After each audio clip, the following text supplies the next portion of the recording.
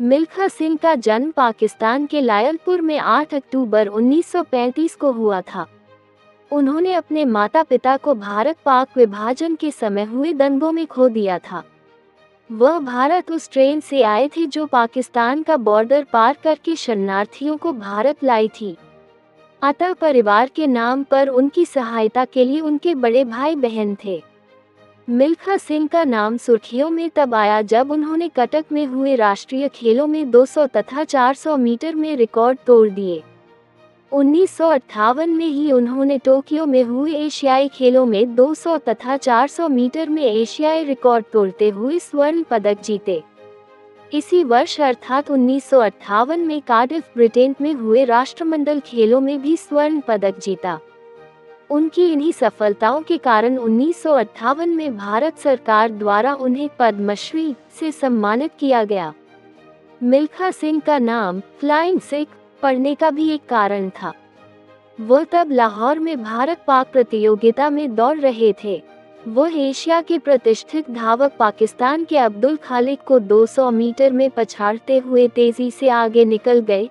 तब लोगों ने कहा, मिल्खा सिंह दौड़ नहीं रहे थे, उड़ रहे थे। बस उनका नाम फ्लाइंग सिख पड़ गया। मिल्खा सिंह ने अनेक बार अपनी खेल योग्यता सिद्ध की। उन्होंने 1968 के रोम ओलंपिक में 400 मीटर दौड़ में ओलंपिक रिकॉर्ड तोड़ दिया। उन्होंने ओलंपिक के पिछले 59 सेकंड का रिकॉर्ड तोड़ते हुए दौड़ पूरी की। उनकी इस उपलब्धि को पंजाब में परी कथा की भांति याद किया जाता है और यह पंजाब की समृद्ध विरासत का हिस्सा बन चुकी है।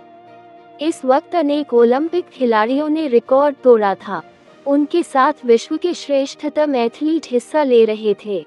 1960 में रोम ओलंपिक में मिल्खा सिंह ने 400 मीटर दौड़ की प्रथम हीट में द्वितीय स्थान 47.6 सेकंड पाया था। फिर सेमीफाइनल में 45.90 सेकंड का समय निकालकर अमेरिकी खिलाड़ी को हराकर द्वितीय स्थान पाया था।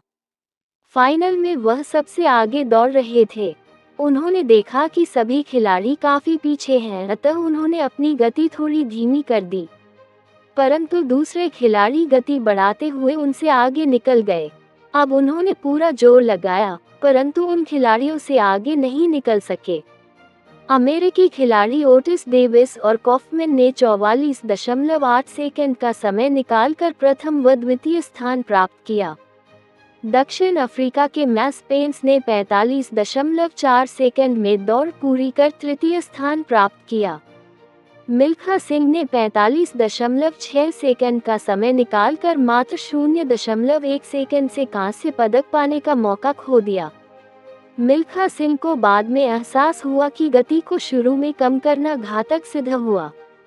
विश्व के महान एथलीटों के साथ प्रतिस्पर्धा में वो पदक पाने से चूक गए। मिल्खा सिंह ने खेलों में उस समय सफलता प्राप्त की जब खिलाड़ियों के लिए कोई सुविधाएं उपलब्ध नहीं थी, न ही उनके लिए किसी ट्रेनिंग की व्यवस्था थी। आज इतने वर्षों बाद भी कोई एथलीट ओलंपिक में पदक पाने में कामयाब नहीं हो सका है। रोम ओलंपिक में मिल्खा सिंह इतने लोकप्रिय हो गए थे कि जब वह स्टेडियम में घुसते थे, दर्शक उनका जोशपूर्वक स्वागत करते थे।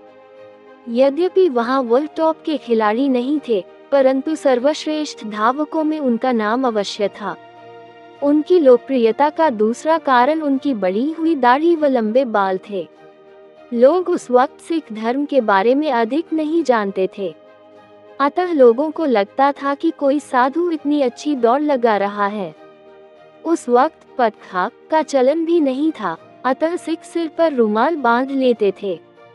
मिल्खा सिंह की लोकप्रियता का एक अन्य कारण ये था कि रोम पहुंचने के पूर्व वह यूरोप के टूर में अनेक बड़े खिलाड़ियों को हरा चुके थे और उनके रोम पहुंचने के पूर्व उनकी लोकप्रियता की चर्चा वहां पहुंच चुकी थी।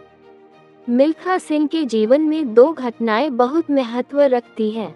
प्रथम भारत पाक विभाजन की घटना जिसमें उनके माता पिता का कत्ल हो गया तथा अन्य रिश्तेदारों को भी खोना पड़ा। दूसरी रोम ओलंपिक की घटना जिसमें वह पदक पाने से चूक गए। इसी प्रथम घटना के कारण जब मिल्खा सिंह को पाकिस्तान में दौड़ प्रतियोगिता में भाग लेने का आमंत्रण मिला तो वह विशेष उत्साहित नहीं हुए। लेकिन उन्हें एशिया के सर्वश्रेष्ठ खिलाड़ी के साथ दौड़ने के लिए मनाया गया। उस वक्त पाकिस्तान का सर्वश्रेष्ठ धावक अब्दुल खादिक था, जो अनेक एशियाई प्रतियोगिताओं में 200 मीटर की दौड़ जीत चुका था। ज्यों ही 200 मीटर की दौड़ शुरू हुई, यूं लगा कि मानो मिल्खा सिंह दौड़ नहीं उड़ रहे हों। उन्होंने अब्दुल खादिक को बहुत पीछे छोड़ दिया। लोग उनकी दौड़ को आश्चर्यचकित होकर देख रहे थे। तभी यह घोषणा की गई कि मिल्खा सिंह दौड़ने के स्थान पर उड़ रहे थे और मिल्खा सिंह को फ्लाइंग सिख कहा जाने लगा। उस दौड़ के वक्त पाकिस्तान के राष्ट्रपति जनरल अयूब भी मौजूद थे।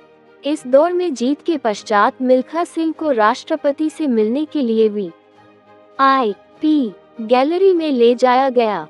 मिल्खा सिंह द्वारा जीती गई ट्रॉफियां, पदक, उनके जूते जिन्हें पहनकर उन्होंने विश्व रिकॉर्ड तोड़ा था, ब्लेज यूनिफॉर्म उन्होंने जवाहरलाल नेहरू स्टेडियम में बने राष्ट्रीय खेल संग्रहालय को दान में दे दिए थे।